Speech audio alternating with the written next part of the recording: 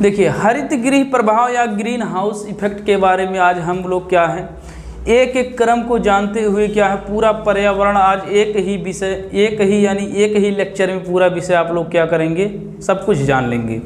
जैसे green house प्रभाव क्या है, या अम्लीय वर्षा क्या है, या वैश्विक तापन या ग्लोबल वार्मिंग क्या है, या जैविक या अजैविक घटक क्या है, और सभी गैसों के बारे में उसको क्या है निरंतर आप लोग क्या है जानते रहेंगे। तो देखिए हरित गृह प्रभाव क्या है, जब भी देखे होंगे हरित गृह प्रभाव सूर्य से आने वाली किरणें जब पृथ्वी पर पड़ेंगी, यह क्या हमारा सूर्य है और यह क्या है पृथ्वी। सूर्य से आने वाली किरणें क्या है, जब पृथ्वी पर जितना ही किरणें पड़ेंगी, मान लीजिए 100 किरण या 100% किरणें पड़ती हैं, फिर वापस क्या है धीरे धीरे वापस हो जाती हैं। यही क्या है आपकी विकिरण, यानी सूर्य से जब पृथ्वी पर आएंगी किरणें टकरा कर वापस जाएंगी, तो वापस जाते ही कुछ क्या है गैसों के द्वारा अवशोषित कर लिया जाता है। गैसों के द्वारा, धूल कण के द्वारा क्या होता है अवशोषित कर लिया जाता है, जिससे हमारे पृथ्वी का क्या है तापमान बना रहता है, यानी सामान्य रहता है। यानी गैसों की मात्रा में देखेंगे, जैसे आपका क्या है CO2 में कितना परसेंट 0.03% क्या है गैस है, वहीं आपका ऑक्सीजन में कितना है 21% वायुमंडल, नाइट्रोजन में कितना है 78%। तो इन गैसों की संरचनाओं में क्या है परिवर्तन नहीं होता है। तो यानी हमारे पृथ्वी का क्या है सतह सामान्य रहता है, यानी बना हुआ रहता है। तो जब भी आपका क्या होता है जैसे पेड़ों की कटाई हो जाती है, पेड़ों की कटाई या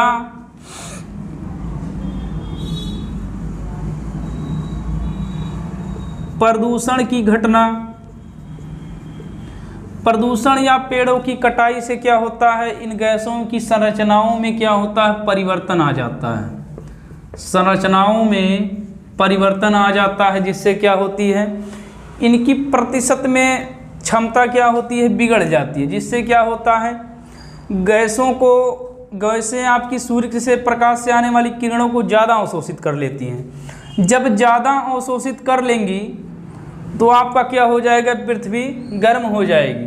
तो पृथ्वी का गर्म होना क्या कहलाता है ग्लोबल वार्मिंग। ग्लोबल वार्मिंग या इसी को अंग्रेजी में हिंदी में क्या कहते हैं वैश्विक तापमान, यानी तापमान में क्या होता है वृद्धि हो जाती है। तो यही क्या है ग्लोबल वार्मिंग की घटना। तो इससे क्या होती है जब ग्लोबल वार्मिंग बढ़ जाता है, यानी गैसों में क्या है सूर्य की किरणों को ज़्यादा अवशोषित कर लिया जाता है, तो पृथ्वी का तापमान क्या होता है बढ़ जाता है। उसके बाद देखेंगे जब बढ़ जाता है तो क्या होते हैं द्वीप जो आपके होते हैं, तो पृथ्वी के क्या हैं दो गोलार्ध हैं, एक आपका उत्तरी एक आपका दक्षिणी। तो दो गोलार्ध में क्या होता है तो बर्फों का पिघलने लगता है, जिससे छोटे छोटे द्वीप क्या होते हैं हमारे डूबने लगते हैं। तो छोटे छोटे द्वीप क्या होते हैं डूबने लगते हैं, यानी सागरीय का जल स्तर क्या होता है बढ़ जाता है। तो यही क्रिया क्या कहलाती है ग्लोबल वार्मिंग की घटना। यानी हरित गृह प्रभाव कोई सामान्य क्रिया है, यानी पूरा अच्छी तरह से क्या है जैसे हम लोग ठंडियों में एक कंबल ओढ़ते हैं ना, एक कंबल, तो हमको क्या लगता है अच्छा, यानी एक कंबल ओढ़ने से क्या लगता है अच्छा लगता है। वहीं आप 20-25 कंबल ओढ़ लेंगे तो यही क्रिया क्या कहलाती है ग्लोबल वार्मिंग। तो वह जैसे कंबलों का उदाहरण देकर, तो एक कंबल ओढ़ेंगे तो ग्रीन हाउस क्या है प्रभाव है। तो ग्रीन हाउस में क्या होता है चेंजिंग का कारण मुख्य गैसें हैं, जैसे आपकी कौन सी है CO2 कार्बन डाइऑक्साइड, एक मीथेन, उसके बाद नाइट्रस ऑक्साइड, उसके बाद अगली कौन सी है HFC हाइड्रोफ्लोरोकार्बन, PFC पर fluorocarbon, SF6 sulphur hexa fluoride. यह क्या हमारी हैं इन सब गैसों के द्वारा क्या होता है ग्रीन हाउस प्रभाव में क्या होता है प्रभावित होता है, जिससे कहते हैं ग्रीन हाउस प्रभाव। या अगला देखे होंगे कौन सा है जलवाष्प। जलवाष्प भी क्या आपकी है ग्रीन हाउस को क्या करती है प्रभावित करती है। फिर अगला एक देखिए अगली घटना हमने क्या है अम्लीय वर्षा के बारे में जानना है। अम्लीय वर्षा। अम्लीय वर्षा में दो गैसें क्या होती है, मुख्य रूप से होती हैं। एक आपकी कौन सी होती है, NO2, एक आपकी SO2, नाइट्रोजन डाइऑक्साइड, एक आपकी सल्फर डाइऑक्साइड। जब यह क्या करती है, जलवाष्प से क्रिया करती हैं, जलवाष्प से क्रिया करके क्या बनाती है, यह NO2 आपकी क्या बनाती है, HNO3, इसी का नाम क्या है, नाइट्रिक अम्ल। यह SO2 क्या बनाती है, H2SO4, सल्फ्यूरिक अम्ल। H2SO4 यानी सल्फ्यूरिक अम्ल बनाती है। यह HN3 और H2SO4 यानी नाइट्रिक अम्ल और सल्फ्यूरिक अम्ल वर्षा के साथ कहाँ पड़ती है, पृथ्वी की सतह पर। तो यह क्या करती है, वनों को तो प्रभावित किसको करती है, वनों को झुलसा देती है, वनों को झुलसा देती है। दूसरा क्या करती है, इमारतों को खराब कर देती, यानी जैसे ताजमहल का पीला रंग, यह क्या है, विभिन्न परीक्षाओं में क्या है पूछा गया, ताजमहल का पीला रंग किसके कारण होता है, तो सल्फ्यूरिक वर्षा या अम्लीय वर्षा के कारण क्या होता है, वनों को झुलसा देती है, इमारतों को खराब कर देती है। इसी अम्लीय वर्षा को कहते हैं इमारतों का कुष्ठ रोग, इमारतों का कुष्ठ रोग। या जब पृथ्वी पर मनुष्य की त्वचा पर पड़ती है तब क्या पड़ जाते हैं, छाले। तो छाले वाले किससे पड़ते हैं, अम्लीय वर्षा से। इसीलिए कहते हैं बरसात का पहला पानी क्या है, उससे स्नान नहीं करना चाहिए, जिससे क्या होते हैं, आपके शरीर में विभिन्न प्रकार के फोड़े फुंसी ये सब क्या है उत्पन्न हो जाते हैं।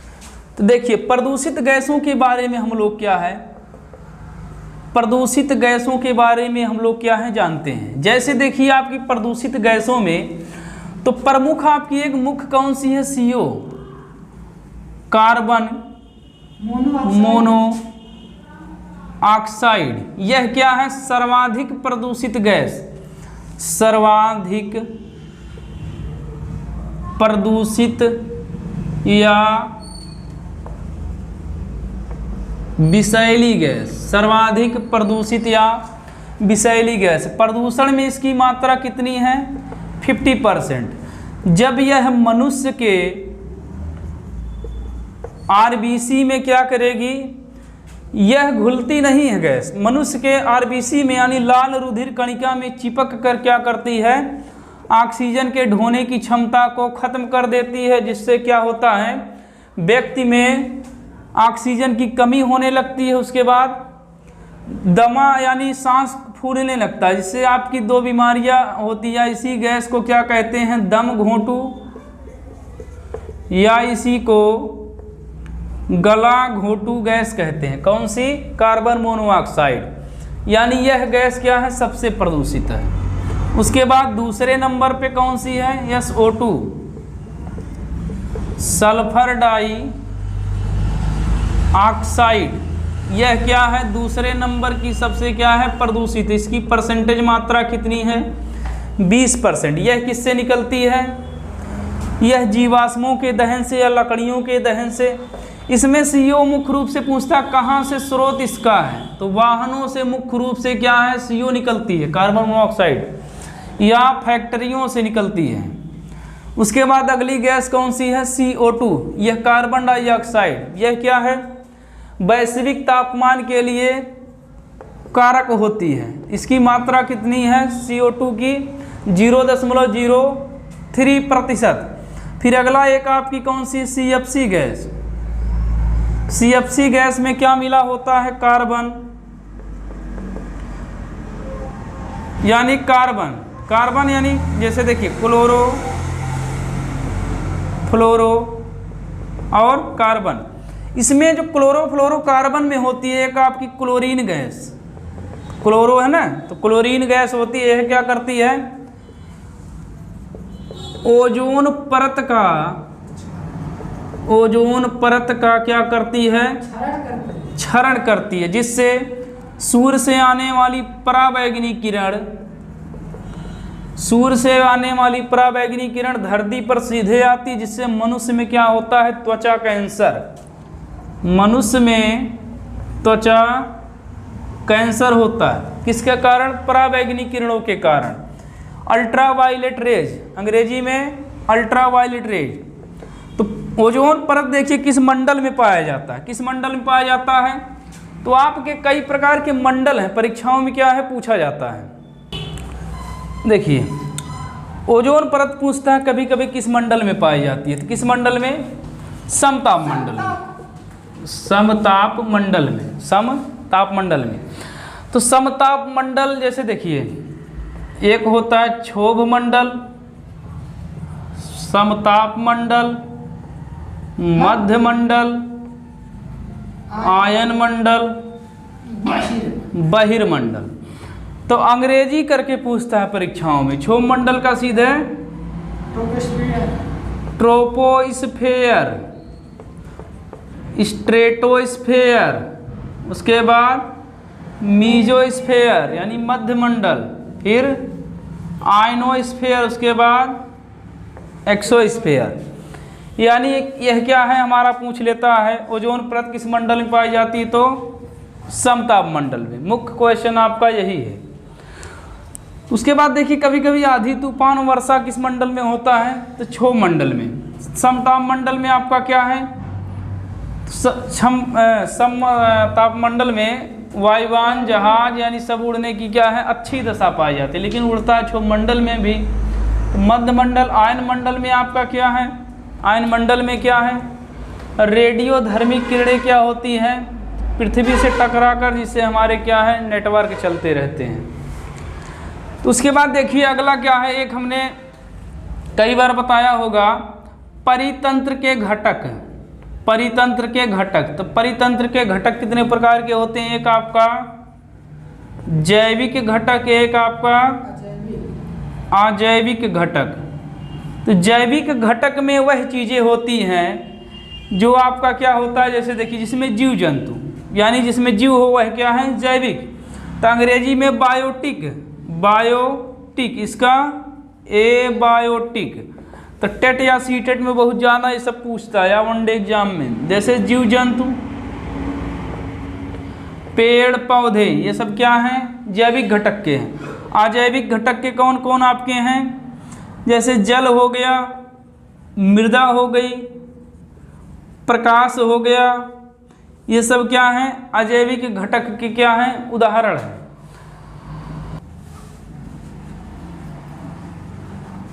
एक देखिए जैव विविधता का शब्द है। जैव विविधता मतलब जीवों में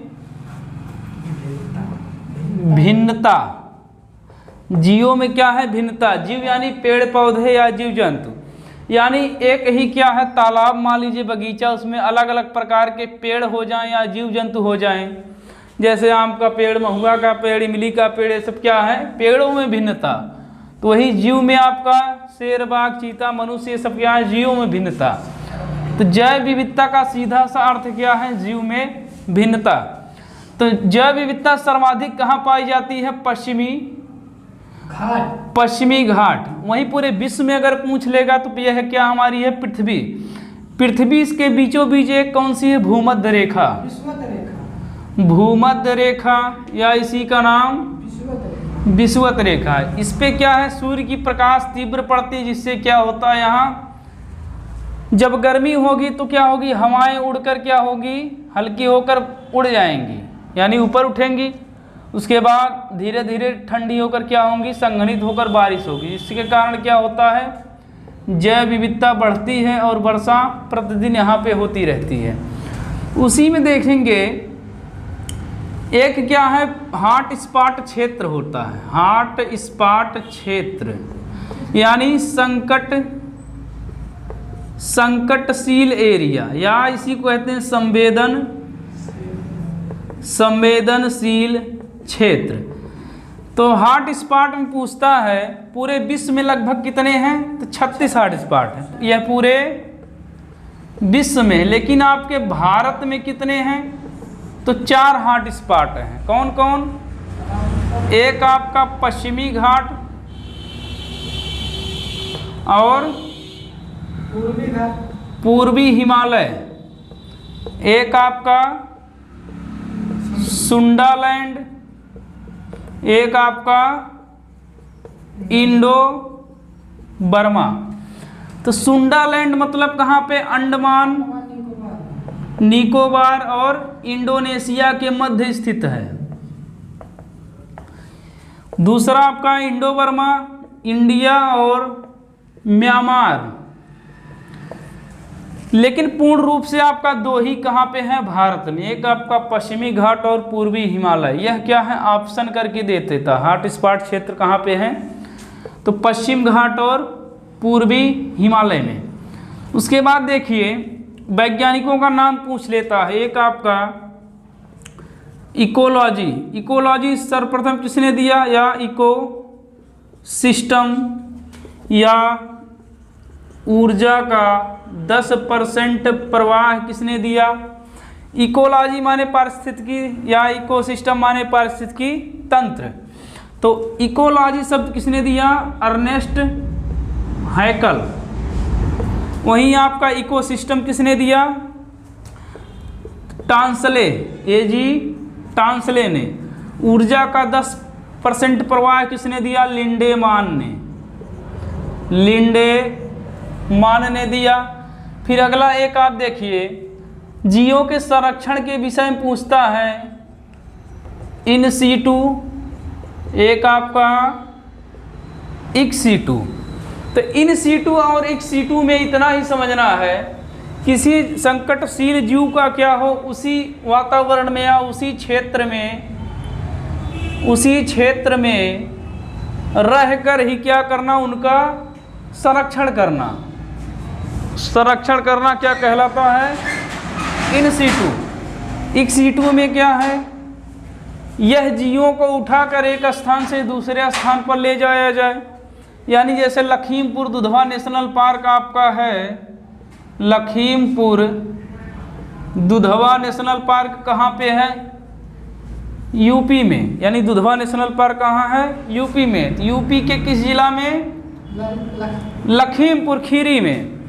तो मान लीजिए इसमें कोई जीव संकट में है, तो यहाँ उठाकर मान लीजिए कहाँ ले गए, दूसरे पार्क में। तो मान लीजिए काजीरंगा में ले गए। तो काजीरंगा कहाँ पे है, असम में। यह क्या है, एक सींग वाले गैंडों के लिए फेमस है, एक सींग वाले गैंडे। तो लखीमपुर से निकाल कर किसी जीव को ले गए कहाँ पे, काजीरंगा में। तो वहाँ निकाल कर उसका क्या कर रहे हैं, संरक्षण। तो यह घटना क्या कहलाती है, इक्सीटू। देखिए कभी कभी क्या है, इक्सीटू इन सीटू का अर्थ समझ में आया।